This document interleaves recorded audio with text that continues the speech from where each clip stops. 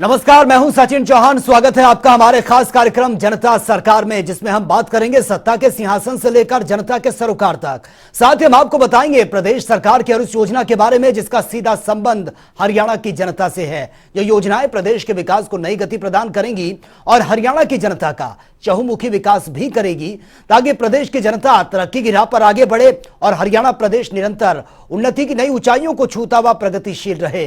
तो अगले 30 मिनट तक बने रहिए हमारे साथ और देखते रहिए जनता सरकार।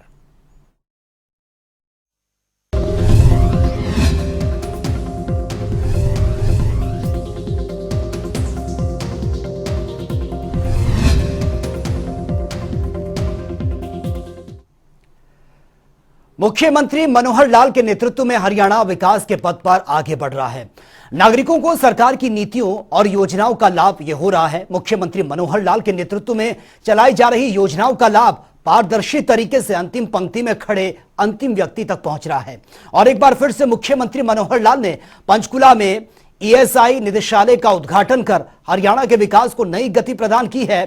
और वहीं मुख्यमंत्री मनोहर लाल के इस सार्थक नीतियों की हर और जमकर तारीफ भी हो रही है। ये रिपोर्ट आप देखिए।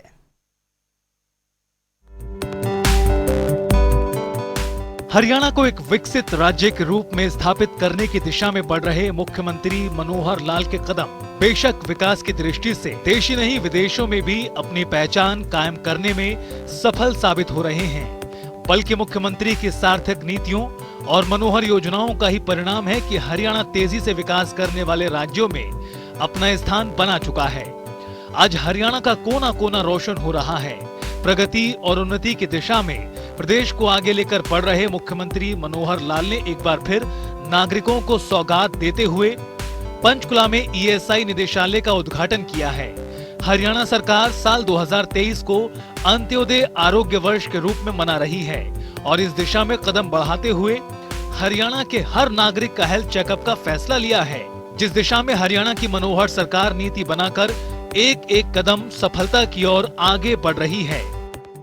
देखिए, मैं सबसे पहले तो हमारे केंद्रीय मंत्री भूपेंद्र यादव जी का धन्यवाद ज्ञापित करता हूं कि पंचकुला में ये जो क्षेत्रीय कार्यालय है ईएसआई से जुड़े हुए मामलों का, जिसके अंदर न केवल हरियाणा बल्कि चंडीगढ़, पंजाब, हिमाचल आदि प्रदेशों के भी सारी गतिविधियां यहां से शुरू होंगी। और विशेष तौर पर स्वास्थ्य की दृष्टि से जो सेवाएं ईएसआई के माध्यम से दी जा रही हैं, हरियाणा में उनको बहुत उसका लाभ हो रहा है। पहले तो ईएसआई का अलग से एक स्वास्थ्य विभाग का चलता था, हरियाणा सरकार का अलग चलता था। पिछले वर्ष में जो हम लोगों ने आपसी सहमति बनाई कि ईएसआई में न केवल आईपीज बल्कि बाकी लोग भी आकर के कोई अपना इलाज कराना चाहें तो वो उनको सुविधा मिलेगी।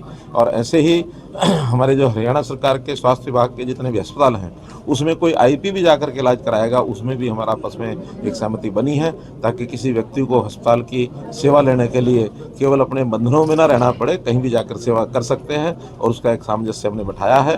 और जैसे आपको मैंने पहले भी बताया कि हमारा 2023 वर्ष ये अंत्योदय आरोग्य वर्ष इस नाम से मना रहे हैं। और इस अंत्योदय आरोग्य वर्ष में जैसे 80 लाख परिवार, 80 लाख लोगों का एक प्रकार से जो फिजिकल चेकअप है, मेडिकल टेस्ट है, वो सारे ये करने जा रहे हैं। और हमारे उसमें भी हमने निरोगी हरियाणा में भी सारा हरियाणा की सब जनता का लगभग 2 साल के अंदर एक बार फिजिकल जो हेल्थ टेस्ट है, हेल्थ टेस्ट करने की जो हमने शुरुआत की है, ताकि कोई भी बीमारी है प्रारंभ होने से पहले ही अगर मूल रूप से उसकी जानकारी मिल जाए तो उस व्यक्ति का इलाज बड़ा आसान हो जाता है। तो इस ओर भी बहुत बड़ा लाभ हमको मिल रहा है।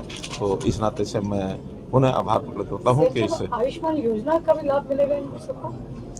आयुष्मान योजना अलग है, उसमें तो हमने चिरायु योजना जोड़ा है। और चिरायु योजना इनको ईएसआई का लाभ तो ईएसआई से विभाग से मिलेगा, लेकिन बाकी जो परिवार हैं उसमें 1,80,000 रुपये तक के जितने परिवार हैं उनको चिरायु हरियाणा के अंतर्गत 29 लाख परिवारों को ये लाभ मिलने वाला है। और इसी प्रकार अब उसके बारे में और भी कई बातें आ रही हैं कि बाकी लोगों को इसको लाभ मिले।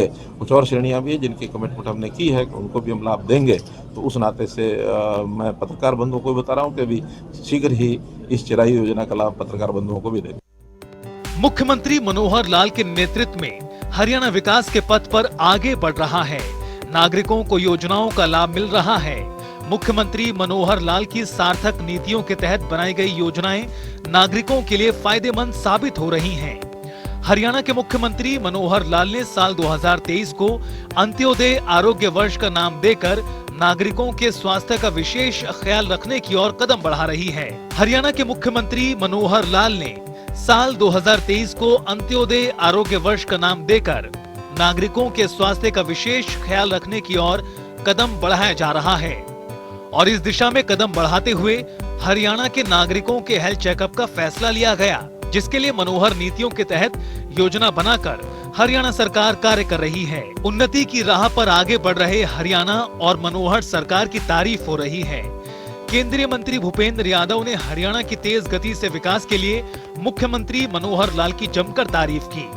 हरियाणा सरकार की तारीफ करते हुए उन्होंने कहा, मुख्यमंत्री मनोहर लाल के नेतृत्व में जिस काम की नींव रखी जा रही है उसका उद्घाटन भी किया जा रहा है, जिसका सीधा लाभ प्रदेश की जनता को मिल रहा है।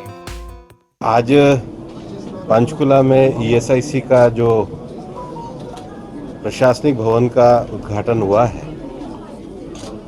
किसी भी भवन का उद्घाटन होना ये स्वाभाविक है, लेकिन जो सबसे बड़ी बात माननीय मनोहर लाल जी के नेतृत्व में आज है कि 2018 में जिस भवन की बुनियाद रखी वो आज 2023 में कार्य करने के रूप में लागू है। ये हमारी सरकारें जो टारगेटेड और लास्ट माइल डिलीवरी में माननीय प्रधानमंत्री जी के नेतृत्व में विश्वास रखती और टारगेटेड टाइम में ही हरियाणा सरकार के सहयोग से आज मानेसर में, बावल में हॉस्पिटल्स के निर्माण कार्य को बहुत गति मिली है। मैं विशेष रूप से कहना चाहूँगा कि आज जो नई 3 हमारी डिस्पेंसरी शुरू हुई है, उस डिस्पेंसरी से जो सोनीपत क्षेत्र में हमारे 2,80,000 आईपीज हैं और उनके जो 10 लाख परिवार के उनके जो निर्भर लोग हैं, उन 2,80,000 आईपीज को सोनीपत में जो डिस्पेंसरी प्रारंभ हुई है उससे लाभ मिलने वाला है। उसके साथ ही साथ बड़ी में जो है उसमें 32,000 जो हमारे आईपीज वहाँ पे रजिस्टर्ड हैं उनको लाभ मिलने वाला है। मुझे ये बताते हुए भी खुशी है कि शाम को माननीय मुख्यमंत्री जी ने आज ईएसआईसी की जो 2 दिवसीय हमारी बोर्ड की मीटिंग चल रही है बुलाया है और हम ये विश्वास करते हैं कि हरियाणा में रोहतक, अम्बाला, सोनीपत और हिसार में भी जो ईएसआईसी के अस्पताल प्रारंभ हुए हैं, हरियाणा सरकार बहुत त्वरित गति से कार्य कर रही है। उसके लिए भी आज हम आशा करते हैं माननीय मुख्यमंत्री जी बहुत तीव्र गति से जो कदम उठा रहे हैं तो उसके लिए भी रास्ता और प्रशस्त होगा। और ईएसआईसी के इस अस्पताल का जो हमारा स्वास्थ्य योजना का कार्यक्रम चलता है उसमें आज लाभार्थियों के लिए स्वास्थ्य कैंप को भी लगाया गया। जो माननीय प्रधानमंत्री जी का गरीब कल्याण का कार्यक्रम है उसमें श्रम कल्याण, श्रमेव जयते के विषय को हम लोग आगे बढ़ा रहे हैं। और ये जो आज हमारा प्रशासनिक जो नए भवन का निर्माण हुआ है, इस नए भवन को न केवल 2 वर्ष से कम समय में पूरा किया बल्कि उत्तर क्षेत्र में ईएसआईसी के रजिस्टर्ड होने वाले आईपी, उनकी प्रशासनिक सुविधाएं, उनके प्रशासनिक कार्यों की देखरेख, उसके लिए भवन एक उपयोगी भवन के रूप में काम करेगा। मैं पुनः माननीय प्रधानमंत्री जी का जो मार्गदर्शन हमको मिलता है और हरियाणा में सरकार जिस प्रकार से ईएसआईसी को तीव्र गति से सहयोग दे रही है, माननीय प्रधानमंत्री जी का और माननीय मुख्यमंत्री श्री मनोहर लाल जी का आभार। मुख्यमंत्री मनोहर लाल के नेतृत्व में आज हरियाणा में पारदर्शी सरकार चल रही है। सरकार और नागरिकों के बीच का जुड़ाव मनोहर सरकार में संभव हो सका है। आज जो भी योजनाएं हरियाणा सरकार नागरिकों के लिए बना रही है उसका लाभ पंक्ति में खड़े अंतिम व्यक्ति को हो रहा है और हरियाणा विकास के साथ ही खुशहाली की ओर भी बेहतर कदम आगे बढ़ा रहा है। आज हरियाणा का कोना कोना रोशन हो रहा है। ब्यूरो रिपोर्ट, जनता टीवी। और वही मुख्यमंत्री मनोहर लाल के नेतृत्व में हरियाणा में उच्च शिक्षा पर विशेष ध्यान दिया जा रहा है। हरियाणा में खुले 71 नए यूनिवर्सिटी में 30 से भी ज्यादा केवल गर्ल्स कॉलेज हैं। तो हरियाणा में उच्च शिक्षा पर फोकस ये किया जा रहा है। खोले गए नए कॉलेज में 71 नए महाविद्यालय हैं और महिला कॉलेज 30 से ज्यादा हैं।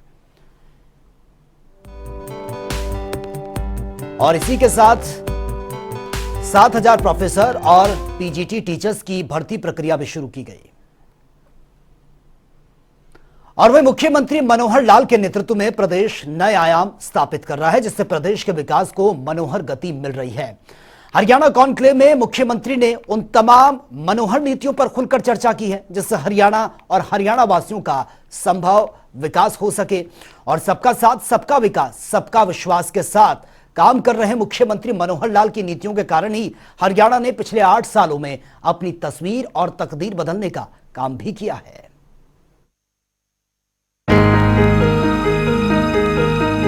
हरियाणा की मनोहर सरकार प्रदेश और प्रदेशवासियों के हित में लगातार महत्वपूर्ण फैसले लेती रहती है, जिसका नतीजा ये है कि आज हरियाणा देश के अग्रणी राज्यों में अपना स्थान बना चुका है।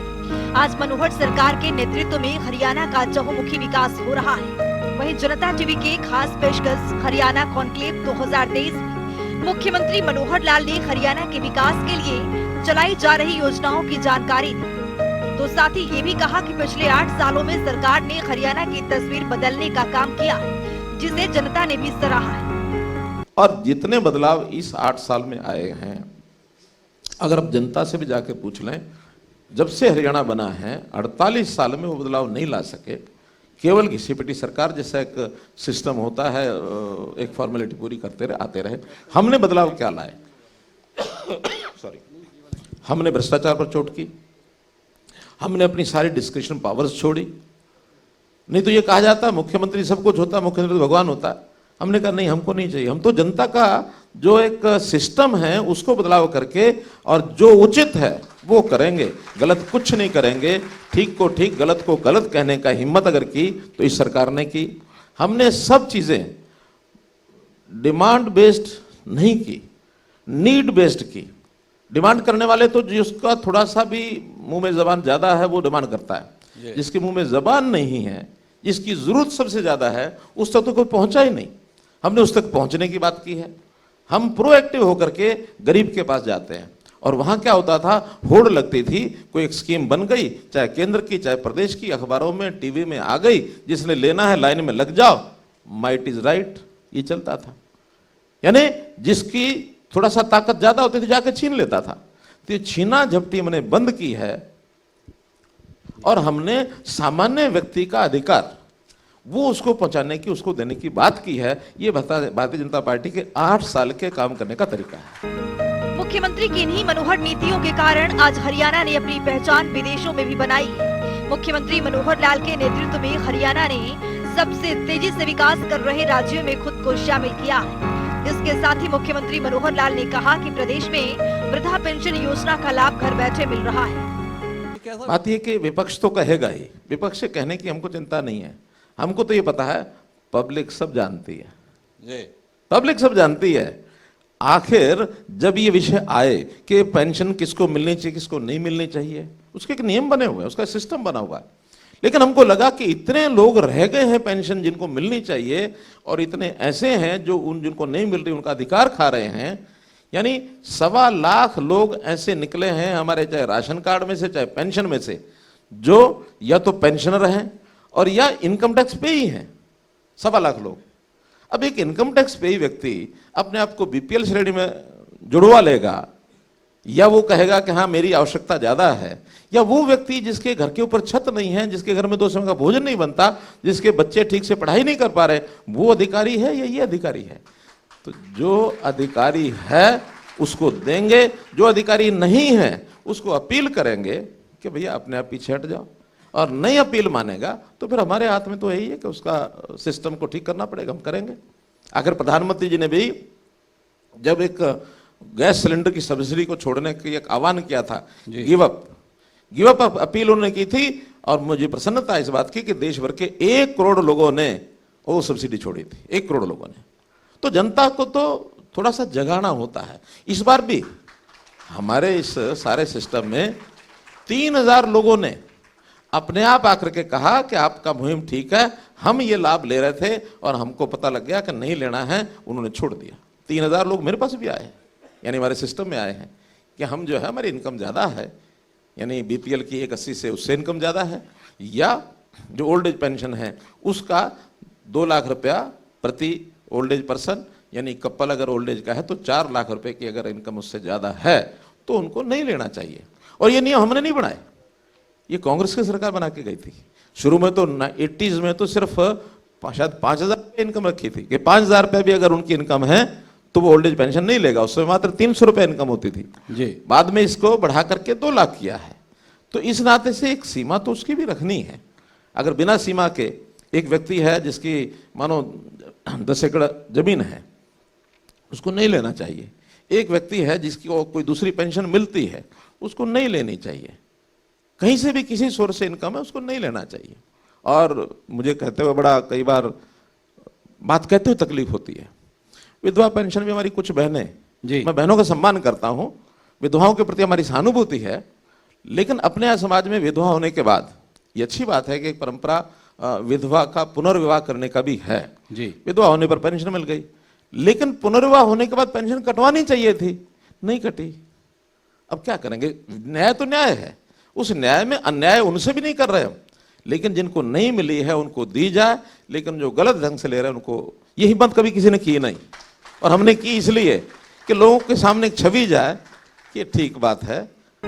इतना ही नहीं, मुख्यमंत्री मनोहर लाल ने अंत्योदय परिवार उत्थान योजना के बारे में जानकारी देते हुए बताया कि गरीब जरूरतमंदों के लिए अंत्योदय योजना चलाया गया है, जिससे प्रदेश के जरूरतमंदों को योजना का लाभ मिल सके। समाज सेवा का अनुभव मेरा सन 1980 से है। आपने ठीक कहा कि मैं संघ का प्रचारक था, तो इस प्रकार के जो परिवार होते थे, इस प्रकार के व्यक्ति सिटीजन नागरिक होते थे जिनको बहुत बड़ी चीज़ों की आवश्यकता होती है, उनकी आवश्यकताएं कैसे पूरी करना, ये उस समय कई संगठनों के माध्यम से करते थे। और जब भारतीय जनता पार्टी का संगठन मंत्री बना, तब नितिन गडकरी जब राष्ट्रीय अध्यक्ष थे, तो उस समय उन्होंने मुझे कहा कि एक ऐसा काम जो मन को अच्छा लगे, ऐसा कौन सा काम है? कभी कभी पूछ लेते हैं दायित्व देने से पहले।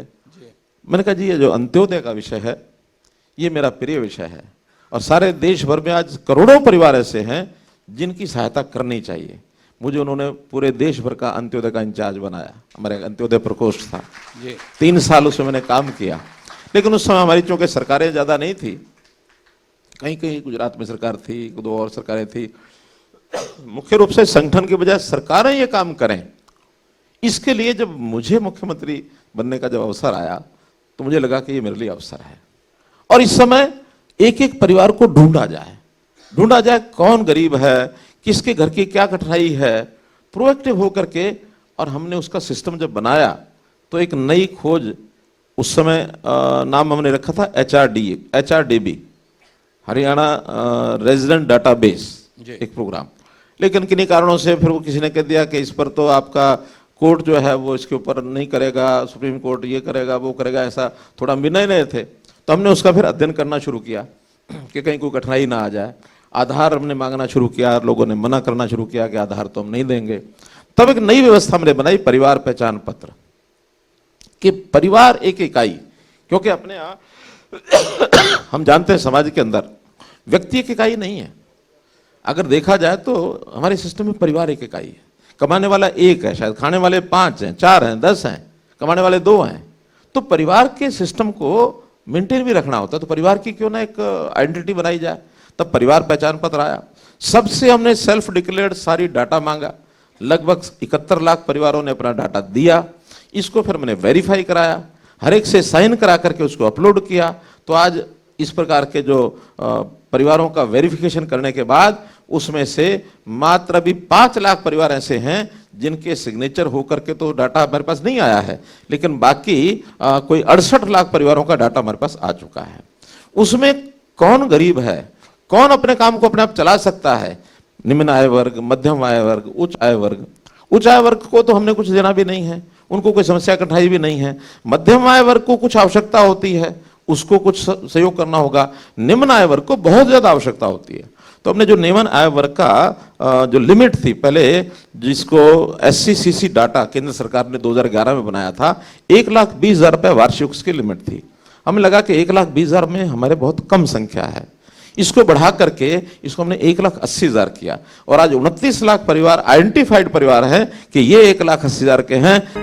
वहीं मुख्यमंत्री मनोहर लाल ने कहा कि प्रदेश सरकार ने रोजगार के दिशा में कदम बढ़ाते हुए युवाओं को रोजगार देने का काम किया है, स्कूल में बच्चों को बेहतर शिक्षा देने का काम किया है। इसके साथ ही मनोहर सरकार ने अंत्योदय की भावना से टीचर्स ट्रांसफर के लिए एक सिस्टम बनाई है, जिससे अध्यापक खुश नजर आ रहे हैं। आपको बता दें कि मुख्यमंत्री मनोहर लाल ने स्कूल में डबल डेस्क की सुविधा करने की योजना बनाई है, ताकि प्रदेश के बच्चों का विकास हो सके। वहीं मुख्यमंत्री मनोहर लाल ने कहा कि प्रदेश में महिलाओं की शिक्षा के लिए कॉलेज बनाएं ताकि प्रदेश के महिलाओं को बेहतरीन शिक्षा मिल सके। कॉलेजों में भी देखिए, हम चूंकि कॉलेज हमने नए बहुत बनाए हैं, नए कॉलेज 71 नए कॉलेज हमने खोले हैं इन पिछले सालों में, और 71 में से 32 हैं या 38 हैं, एग्जैक्ट फिगर मुझे याद नहीं, लेकिन 30 से ऊपर हैं जो केवल महिलाओं के हैं।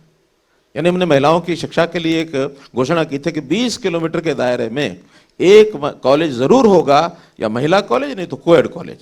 इसलिए वो हमने टारगेट अपना पूरा कर लिया है। अभी भी कुछ थोड़ी बहुत डिमांड आती है, तो कुल मिलाकर के 8-10 स्थान ऐसे बचे हैं जो कहते हैं कि हमारा कॉलेज होना चाहिए। उसके मैपिंग कर रहे हैं।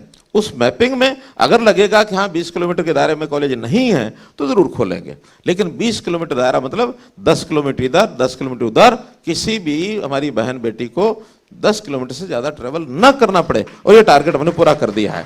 अब टारगेट पूरा किया है तो वहाँ अध्यापक प्राध्यापकों की कमी जो है उसको पूरा कर रहे हैं। अभी भी लगभग 7000 प्रोफेसर्स और पीजीटी टीचर्स, इनकी भर्ती हमारा HPSC वो अपना करना शुरू कर दिया उन्होंने, बहुत जल्दी भर्ती करेंगे, और जब तक ये पूरे नहीं होते हैं तब तक हम उनकी टेम्परेरी टीचर्स की व्यवस्था कर रहे हैं, उनको दे रखे हैं। हरियाणा की मनोहर सरकार नागरिकों की भलाई के लिए काम कर रही है। लगातार ऐसी मनोहर योजनाओं का तोहफा नागरिकों को मिल रहा है, जिसका वो सीधा लाभ उठा पा रहे हैं। हरियाणा सरकार की मनोहर नीतियों के कारण ही आज हरियाणा दुनिया का उभरता हुआ और सबसे तेज गति से विकास करने वालों में शामिल हुआ है। मुख्यमंत्री मनोहर लाल के नेतृत्व में हरियाणा विकास ही नहीं कर रहा बल्कि रोज एक नया इतिहास भी रच रहा है। स्पेशल डेस्क जनता टीवी।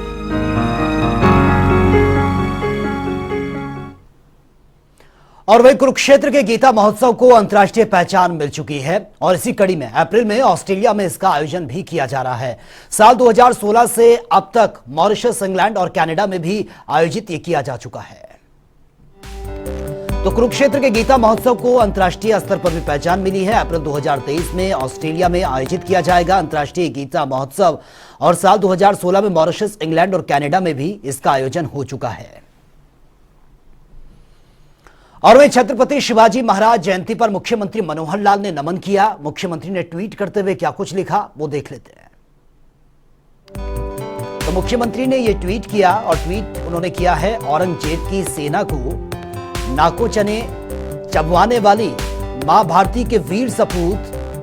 और साथ ही उन्होंने आगे ट्वीट किया, कुशल योद्धा छत्रपति शिवाजी महाराज जी की जयंती पर कोटि कोटि नमन।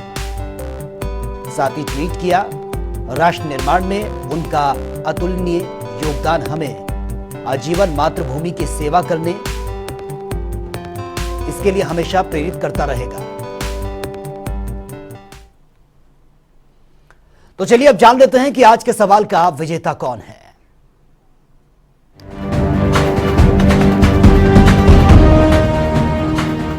तो बात अब आज के विजेता की। जैसा कि आप जानते हैं, हर रोज एक नया सवाल पूछते हैं और सही जवाब देने वाले के नाम और तस्वीर अपने टेलीविजन स्क्रीन पर दिखाते हैं, साथ ही उसको उपहार भी देते हैं।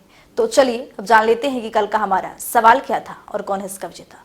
कल का हमारा सवाल था, हरियाणा उज्ज्वला डिस्कॉम आश्वासन योजना की शुरुआत कब की गई थी? इसका सही जवाब है ए 5 नवंबर 2015। ढेरों जवाब आए, लेकिन आज के हमारे विजेता बहुत बधाई। तो फिर पूछेंगे आज का सवाल, देखते रहिए जनता टीवी।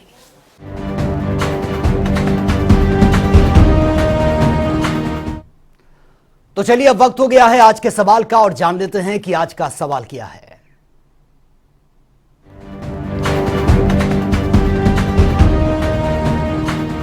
हर रोज की तरह हाजिर हूँ आज का सवाल लेकर। जैसा कि आप जानते हैं, हर रोज एक नया सवाल पूछते हैं और सही जवाब देने वाले के नाम और तस्वीर अपने टेलीविजन स्क्रीन पर दिखाते हैं, साथ ही उसको उपहार भी देते हैं। तो चलिए अब नजर डालते हैं आज के सवाल पर। हरियाणा में हर खेत स्वस्थ खेत मोबाइल ऐप लॉन्च कब किया गया था? ए 29 अक्टूबर 2021, बी 12 अगस्त 2019, सी 16 जून 2022, डी 17 जुलाई 2018। तो दीजिए सही जवाब और बनिए विजेता।